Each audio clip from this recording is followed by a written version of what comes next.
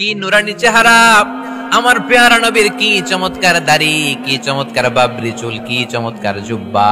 জীবনে এত সুন্দর সুশ্রী পরিচ্ছন্ন মানুষ তারা জীবনে দেখে নাই। তারা বলে আবু জাহিল্লাই কইছি কি দেখি কি। কোনদিন কশ্চিন কালেও এই লোকটা পাগল হতে পারে না, কারণ পাগলের চুল থাকে উস্কো খুস্কো। এলাকায় পাগল আছে না? পাগলরা চুল আশ্রায়, উস্কো খুস্কো চুল। পাগলদের চুলের মধ্যে থাকে জট, জামার মধ্যে থাকে ময়লা, ছেঁড়া ফাড়া জামা পড়ে কি যেন বলে, তারা নিজেরাই জানে না। এমন কোনো কিছু মুহাম্মদের মধ্যে দেখা যায় না। আবার এই লোক কশ্চিন কালেও জাদুকর হতে পারে না, কারণ জাদুকররা মন্ত্র পড়ে বিড়বিড় করে, ঠিক না? এই লোক তো মন্ত্র পড়ে না, বিড়বিড় করে না। এমন এক কিতাব থেকে এই লোকটা আমাদেরকে কথা শোনায়, তার কথা শুনলে হৃদয়টারে ঠান্ডা করে দেয় কে? বিশ্বনবীর বিরুদ্ধে অপপ্রচারকে প্রচার মাধ্যম বানিয়ে দিল কে? আল্লাহ বললেন, নবী হে, নো টেনশন, ওয়া রাফা'না লাকা যিকরাক, I have dignified your status. আকাশ বাতাস ছাপিয়ে, সাত আকাশ কাঁপিয়ে আমার আরশ পর্যন্ত আপনার মর্যাদাকে আমি সুউচ্চ করেছি। চিল্লায় পড়েন সুবহানাল্লাহ। হাইসুমা যুকিরতু যুকিরতা মাই। হাদিসে কুদসিতে এসেছে কিভাবে আল্লাহ রাসূল সাল্লাল্লাহু আলাইহি ওয়াসাল্লামের নামকে সুউচ্চ করা হলো। আল্লাহ বলেন, নবী হাইসুমা যুকিরতু যুকিরতা মাই, যেখানেই নবী আমার নাম নেওয়া হবে, আমার পরপরই আপনার নামও নেওয়া হবে। আমরা যখন কালিমা পড়ে মুসলমান হই, কালিমার প্রথম বাক্যে ঘোষণা দেই আল্লাহ ছাড়া কোনো মাবুদ নাই, লা ইলাহা ইল্লাল্লাহ, আল্লাহর ছাড়া কোনো মাবুদ নাই, কোনো ইলাহা নাই। এই ঘোষণা যখন আমরা দিয়ে দেই, দ্বিতীয় বাক্যে পড়ি মুহাম্মাদুর রাসূলুল্লাহ। আপনি যদি শুধু পড়েন কালিমার মধ্যে লা ইলাহা ইল্লাল্লাহ, এটা হবে? তারপরে কি পড়তে হবে? তার মানে যেখানেই আমার আল্লাহর নাম, তারপরেই আমার নবীর নাম আছে না নাই? আবার যখন আমরা আজান দেই, আজানের প্রথম চার বাক্য আল্লাহর বরত্বের ঘোষণা, তারপরের দুই বাক্য আল্লাহ যে আমাদের রব এটার সাক্ষ্য দেয়, তার পরের দুই বাক্যে বিশ্বনবীর উপর সাক্ষ্য দেয়া লাগে কি লাগে না? আবার আমরা যখন নামাজের আগে একামত দেই, নামাজের একামতেও বিশ্বনবীর নাম আছে না নাই? কথা বুঝতেছেন?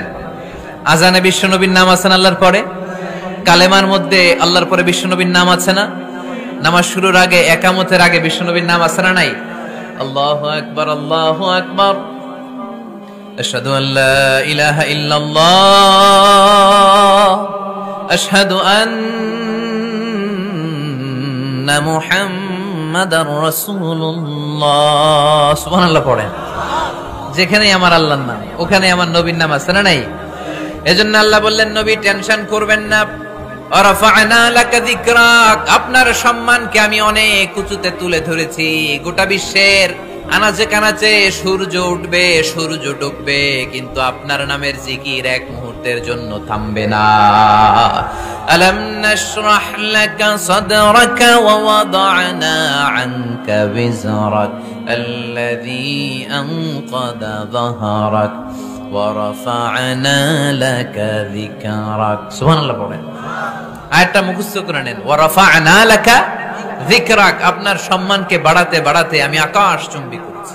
এই পৃথিবীতে যত আসমানি কিতাব এসেছে, সব আসমানি কিতাবে বিষ্ণুনবীর নামকে তুলে দিয়েছে কে?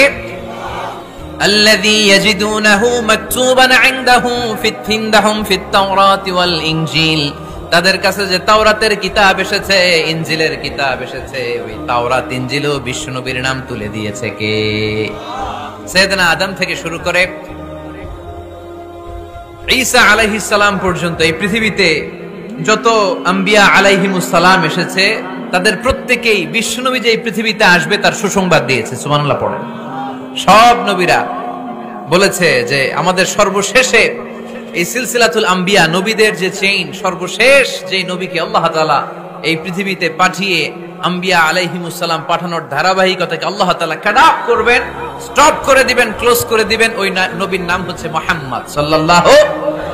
সাইয়েদনা ঈসা আলাইহিস সালাম এসে সরাসরি সুসংবাদ দিয়েছেন, ইয়াতি মিন বাদি ইসমুহু, বলেন ইয়াতি মিন বাদি ইসমুহু, ইয়াতি মিন বাদি, আমার পরে এমন এক নবী আসবে, ইসমুহু আহমদ, তার নাম হবে আহমদ। বড় বিশ্বস্ত সে কোন বন্ধু বলো, বেশি বিশ্বস্ত সে কোন বন্ধু বলো বড় বিশ্বস্ত, কার কাছে মন খুলে দেয়া যায়, কার কাছে প্রাণ খুলে বলা যায়,